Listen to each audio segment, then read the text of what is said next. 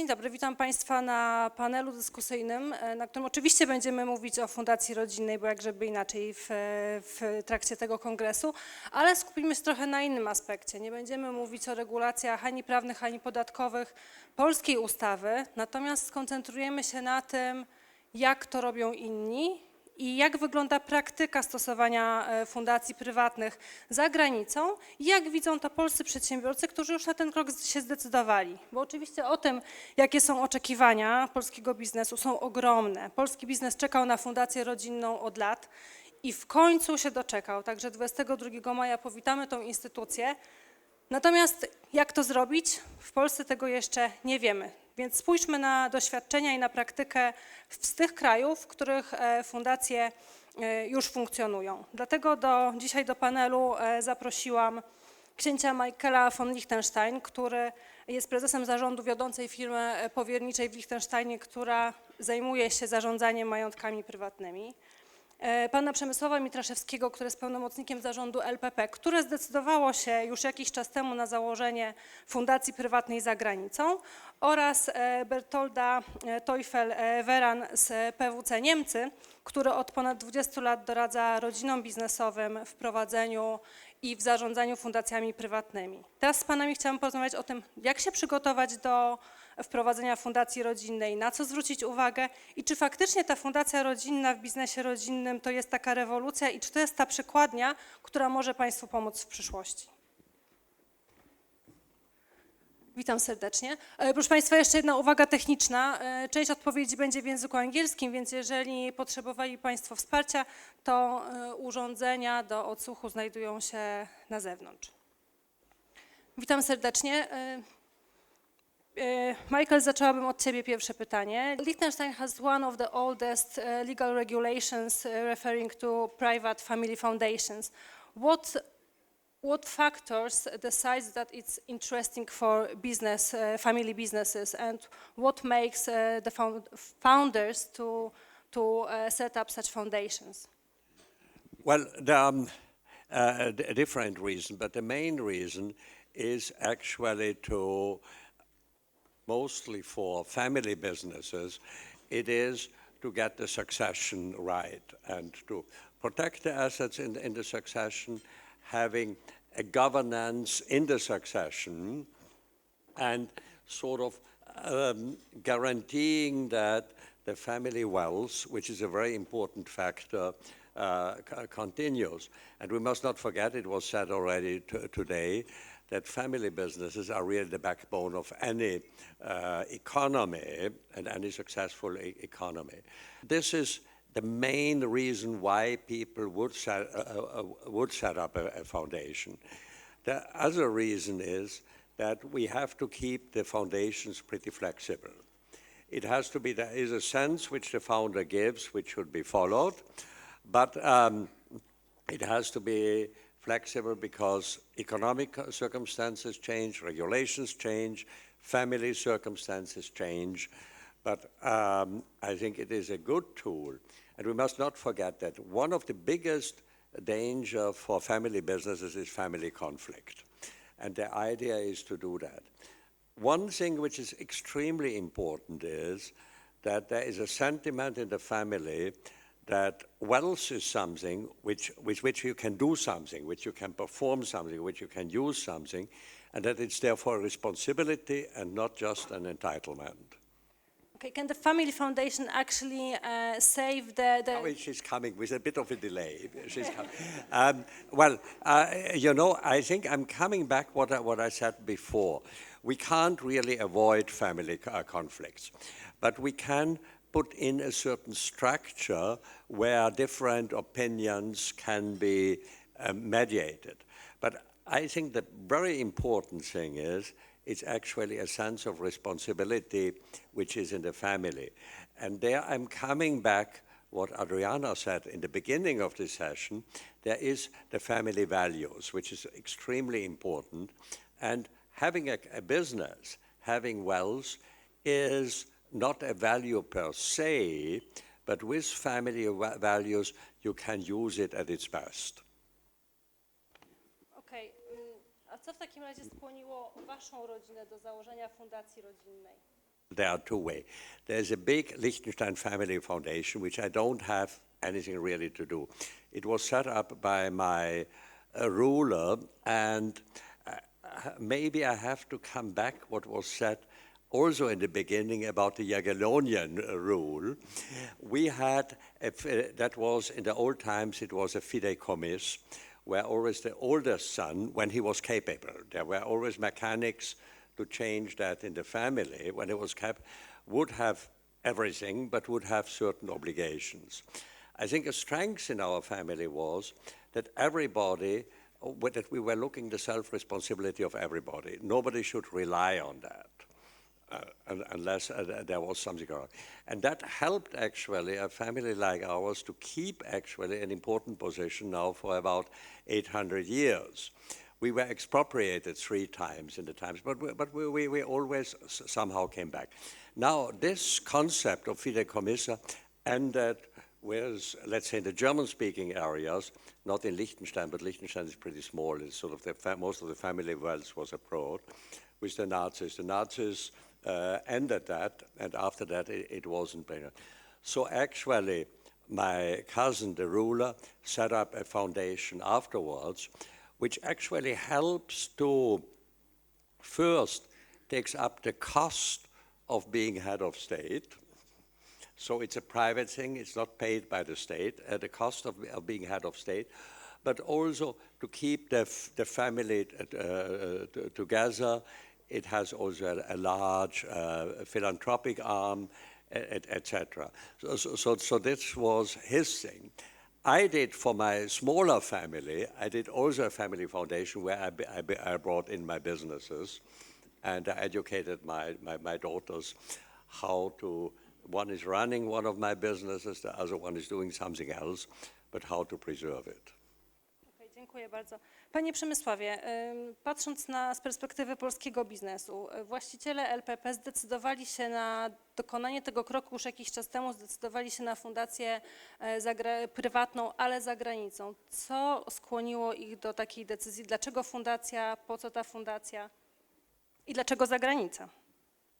To może od końca. Dlaczego zagranica? No bo w Polsce nie ma czegoś takiego, póki co, ale mamy nadzieję, że za chwilę będzie. To dość proste. Natomiast ja obserwowałem tę drogę. Zresztą Marek Piechocki parę lat temu był tutaj na tym kongresie i ogłosił właśnie, że będzie zakładał fundację prywatną. I ten proces wyglądał następująco. Na początku co? Czyli doszedł po długich rozmyślaniach, że firma rośnie, lata lecą, więc co będzie dalej? Tu pan wspominał, że zmieniają się uwarunkowania gospodarcze, ekonomiczne, no więc trzeba było przynajmniej wewnątrz się jakoś tak zabezpieczyć. I doszedł do wniosku, że LPP ma być polską firmą rodzinną na pokolenia. I to był taki paradygmat, który był wyjściowy do dalszych działań. Potem, no to jak to zrobić? Więc zaczęło się szukanie wiedzy, czytanie książek, szukanie inspiracji właśnie w krajach Europy Zachodniej. No i wyszło nam, że rzeczywiście ta fundacja to jest ten wehikuł, który zabezpieczy interesy rodziny, interesy firmy. A tak jeszcze poniekąd, ponieważ Marek ma też takie daleko idące przemyślenia, że tak rozumiany patriotyzm gospodarczy pozwoli nam być może, że za parę pokoleń będziemy mieli takie firmy jak BMW, Miele, również z backgroundem polskim. Zobaczymy. Więc dlatego ta fundacja. I rzeczywiście to parę lat temu, to 5 lat temu szukaliśmy rozwiązań w Europie. Nie gdzieś daleko. Ja nie jestem prawnikiem, ale po dłuższych analizach wyszło, że właśnie według prawa maltańskiego fundacja dyskrecjonalna to jest to rozwiązanie, które spełnia te wszystkie oczekiwania rodziny. I jak po 5 latach sprawdza się ta konstrukcja? Jak sprawdza się fundacja w roli wspólnika polskiej firmy? No myślę, że na takie podsumowania to trochę za wcześnie, szczególnie patrząc na dorobek tutaj rynków rozwiniętych. Natomiast ja powiem tak, nie było ani jednego momentu, który by powiedział, czy to był na pewno dobry krok. Natomiast było wiele momentów, który mówił, że to był dobry krok. Bo tak, jak był COVID, lockdown, no to rzeczywiście tak do końca nie wiedzieliśmy, co się będzie działo. Skończył się lockdown, zaczęła się wojna w Ukrainie. Wycofując się, musieliśmy zrezygnować z prawie 30% rynku. I tak sobie pomyśleliśmy, że okej, to właśnie są te zawirowania, te czarne łabędzie, ale przynajmniej na tym odcinku rodziny, w przyszłości firmy jest spokój. Znaczy tam nikt nie ma wątpliwości i tym się możemy nie zajmować, a to też z punktu widzenia również innych udziałowców, tak przynajmniej nam się wydaje, innych akcjonariuszy, powoduje, że oni mają jasność, że w którą stronę długoterminowo zmierza ta firma i też pracownicy. Wobec tych zawieruch wiedzieli, że te wartości zostają, firma nie jest na sprzedaż, rodzina ciągle na pokładzie, no i to też daje poczucie w tych trudnych czasach takiej stabilności. Czyli w skrócie, podsumowując w 2 słowach, pomogło to i dało poczucie bezpieczeństwa na trudne czasy i pomaga skoncentrować się na bieżącej działalności, a nie myśleniu o tym długofalowym planowaniu przyszłości firmy. Dokładnie tak. Bertolt, w takim razie jak to wygląda z niemieckiej perspektywy? Czy niemiecki biznes rodzinny traktuje fundację rodzinną jako takie uniwersalne rozwiązanie na problemy sukcesyjne i chętnie po nie sięga? First of all, let me thank you for participating in this great event. I enjoyed very much. Pleasure is ours. In Germany, the situation is as follows. Many family business leaders come to the conclusion that establishing a foundation is a very good way. It's not the only way, I have to say, as advisor, but in many situations, it's a very good way to preserve the values and the business within the foundation for the next generations. And to see that fact, the last, I think, 5 years, family foundations, only with family purposes, increased by double in Germany. We had 5 years ago, I think, we had 5% family foundations in relation to all foundations. The other 95 were just for charitable purposes. But in the last 5 years, they increased by 8%. Increased by double up to 8%. Okay, so it seems that they're pretty interesting for family business in Germany. So from your experience as advisor, what percentage of succession projects are finalized with setting up a foundation?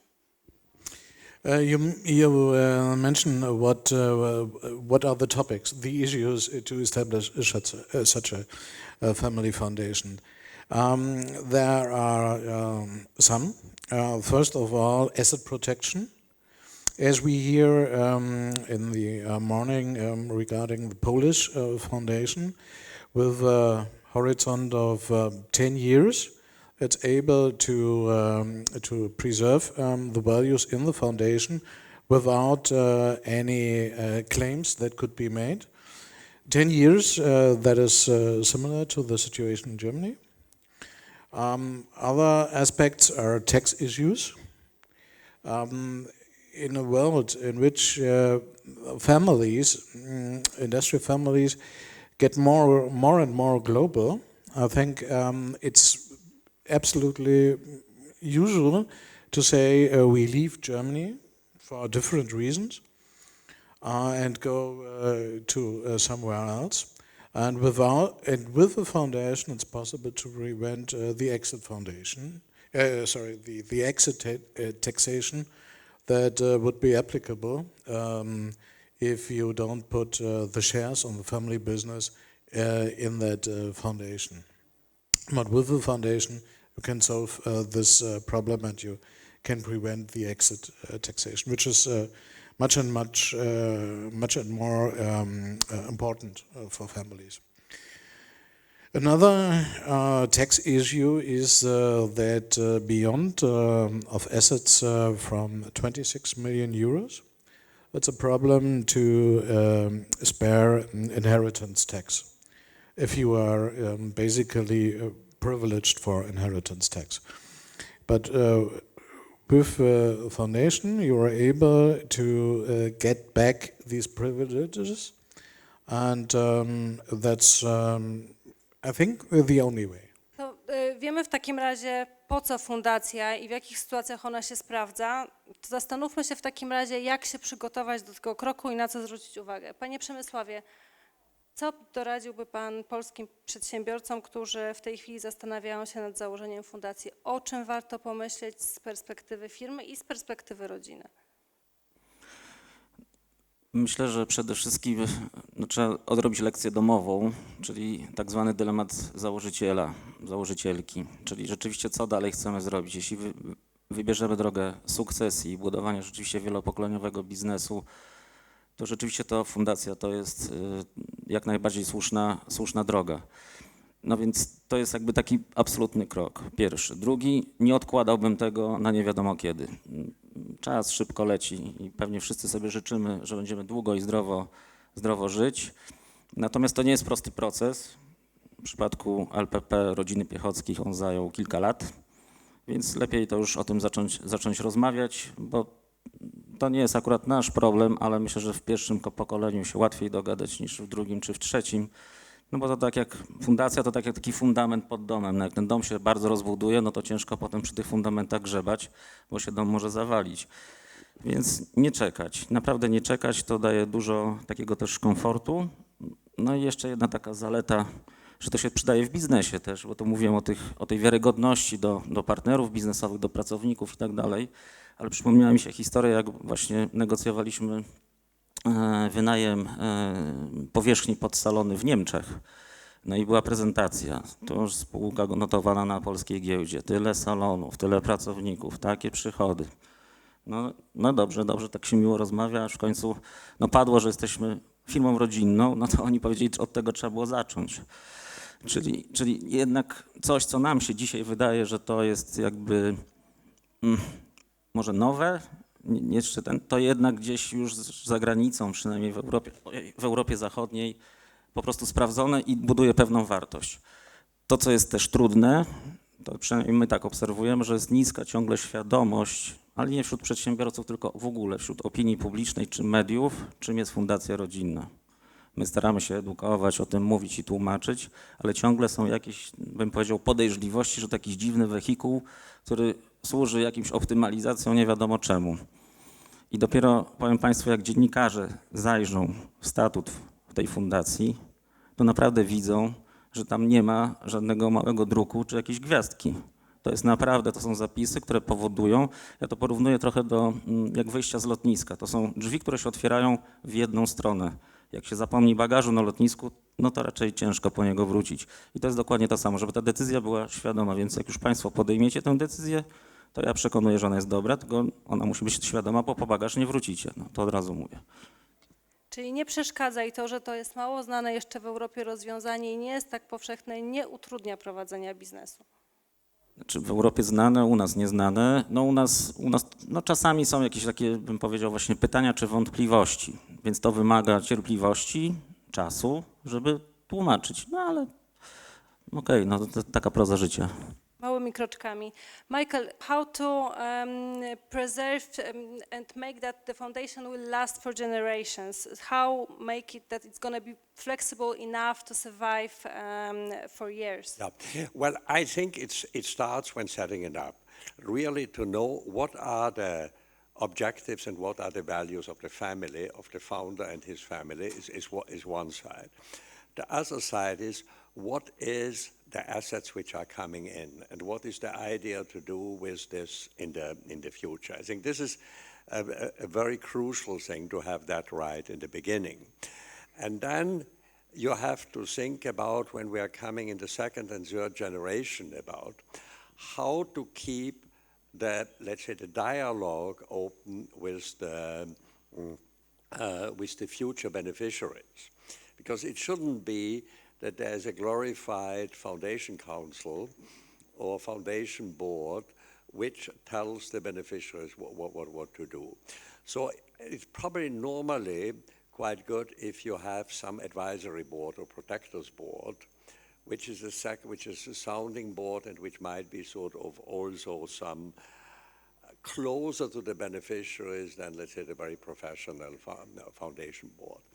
I think this is very important to make it working, sort of crucial thing is to set it up in the right way by knowing what is really the family intention, and then to have really a good relationship with the beneficiaries, which is not always possible. Sometimes it's difficult.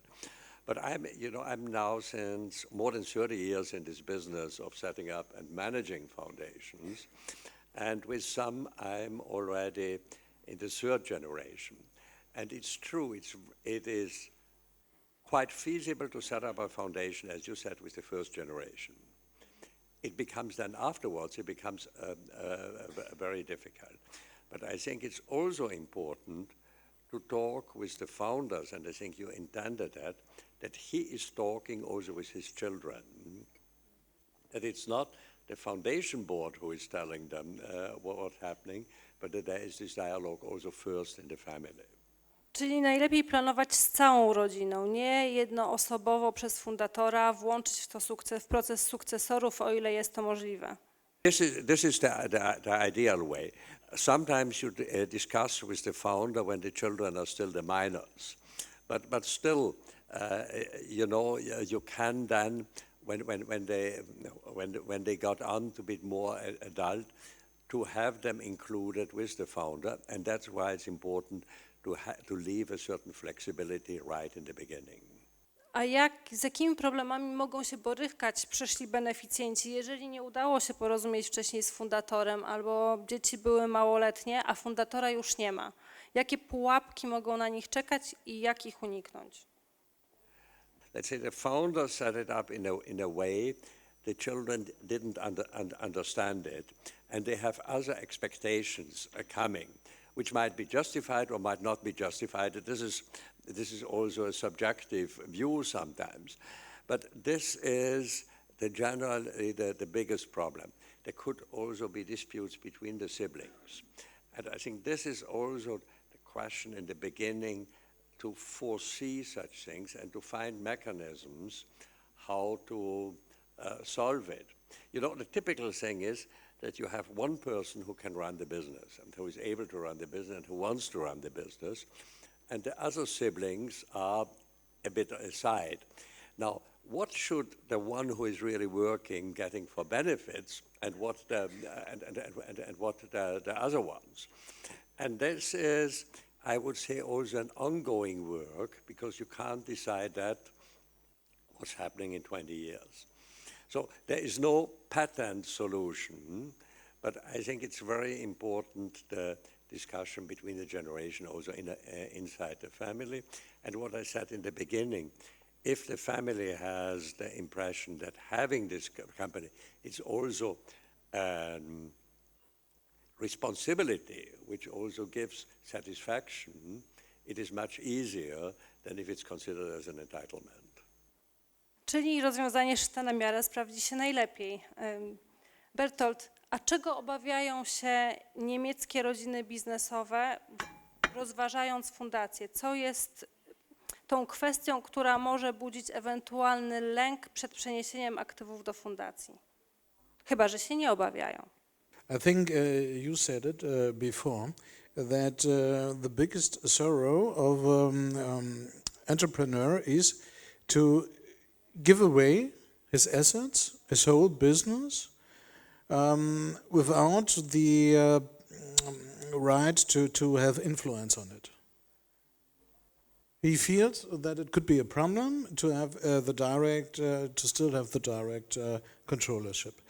But I think this is usually not the right way. Right is indeed that a foundation belongs only to itself. It has no shareholders, no members or something else. Yeah?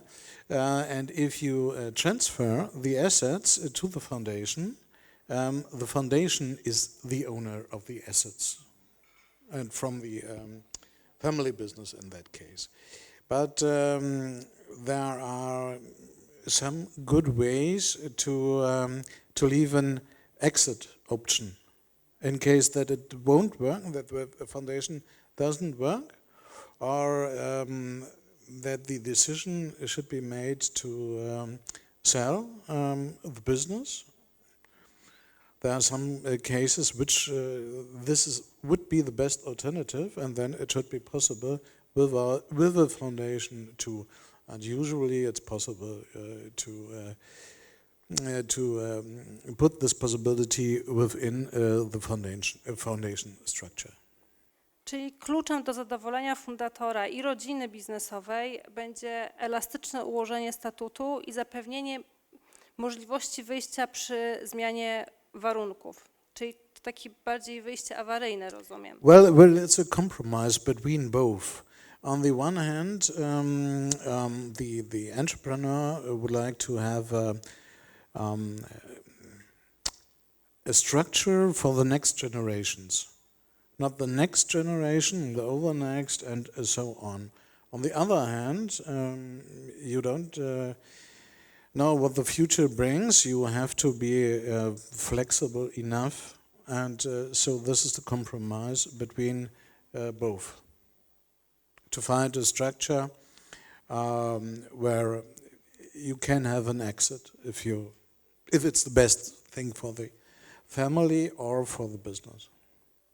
To jeszcze jedno pytanie takie trochę podchwytliwe. W którym kraju, z jakich jurysdykcji najchętniej korzystają niemieccy przedsiębiorcy w momencie, kiedy rozważają założenie fundacji rodzinnej? Czy to są niemieckie fundacje? From my point of view, exactly, that are German foundations. That depends on the jurisdiction and the knowing and issues like the knowledge of the law, and the entrepreneurs would like to prevent extraordinary costs for consultants in foreign countries. But Liechtenstein gets more and more popular, I have honestly to say, without making advertisement, but it's true, and I can't ignore that, and it makes sense. You have to see in Germany we have a certain tax issue. Every 30 years, the assets of a foundation, of a private foundation, will fall under something like a substitute inheritance tax. The idea was that assets without a foundation changes every generation. So there would be a taxation too. So foundations should not be privileged. But in Liechtenstein, and that's the difference, there is no substitute inheritance tax, and that makes Liechtenstein foundations at present very, very attractive for German families and businesses too. Dobrze, teraz mam jeszcze pytanie na podsumowanie do wszystkich panów. Pojawiają się faktycznie głosy, że fundacja rodzinna może okazać się idealnym narzędziem do planowania podatkowego. Czy patrząc z waszej perspektywy to jest właściwy sposób rozumowania, że podatki powinny być tym driverem, priorytetem przy rozważaniu fundacji, czy wręcz przeciwnie? Michael? I wouldn't say. I think it should be the long-term preservation of wealth and not the taxes. And you know, the taxes is normally also pretty short-term because ministries of finance tend to change their opinions. Tax laws are changing, so it shouldn't be. They have to be taken into account because it can be, if you do it wrong, it can be very damaging tax-wise. So it has to be taken account, but it should not be the primary reason, in my opinion. I totally agree with Michael, because exactly that's the point.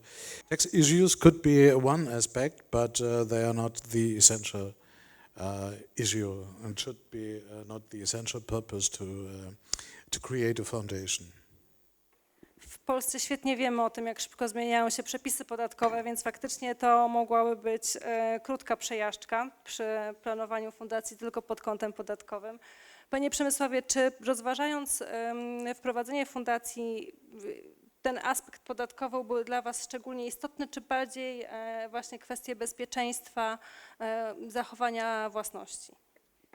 Dokładnie tak jak powiedzieli panowie, no to były te cele długoterminowe, które wiążą się z fundacją. Ja nie przypominam sobie, żeby tutaj kwestie podatkowe jakkolwiek w tej dyskusji, oczywiście pieniądze są ważne, to jakby to też nie ma co udawać, natomiast nie było tu żadnego wehikułu kwestii podatkowego, raczej chodziło jeszcze raz, żeby znaleźć rozwiązania na terenie Unii Europejskiej, ale jeszcze raz zapewniam, że chodzi o te wartości, o te cele długoterminowe, tak jak tu zresztą panowie to jasno wyklarowali. Czyli proszę Państwa, po raz kolejny obalamy ten mit. To nie podatki są tym czynnikiem, który powinien decydować, tylko ochrona własności. To jak ją chronić? O czym pomyśleć? Takich w krótkich krokach, gdybyście panowie mogli wskazać, takie krótkie wskazówki dla tych, którzy rozważają. O czym pomyśleć na samym początku? Taka krótka mapa drogowa. Mamy jeszcze chwilkę na podsumowanie. I would another time agree with Michael, who said to talk with the next generation is essential. I think this is the very most important issue. If you don't convince the next generation with the foundation solution, that will be a problem. The next generation will try to torpedo the structure. And but if you convince the next generation, and I have some families who did that and are satisfied, very satisfied with the foundation structure. If you do this and you talk with the next generation, they will be prepared to convince the over next generation from the structure. And so that's the practical way to get the foundation or the family business in foundation to eternity. To jakich argumentów użyć, żeby przekonać te kolejne pokolenie do tego, że to właśnie fundacja jest dobrym rozwiązaniem? It's to control the family business within the family about the next X generations. And because in every generation you have maybe one person or more that could be let me talk often, who could be a problem, who wants to destroy the structure. Most of reasons that don't depend on the structure itself, but that are family problems that hasn't been clarified before upsetting the foundation structure. That could be a problem, but with the foundation structure, you have the family business for generations in this structure, and that could be helpful in order to prevent some people who don't interest in the family business. Michael, jak rozmawiać z tym kolejnym pokoleniem, patrząc na twoje doświadczenie? I don't think there is a pattern thing, but it's been open. It's also very much an example which the parents are giving.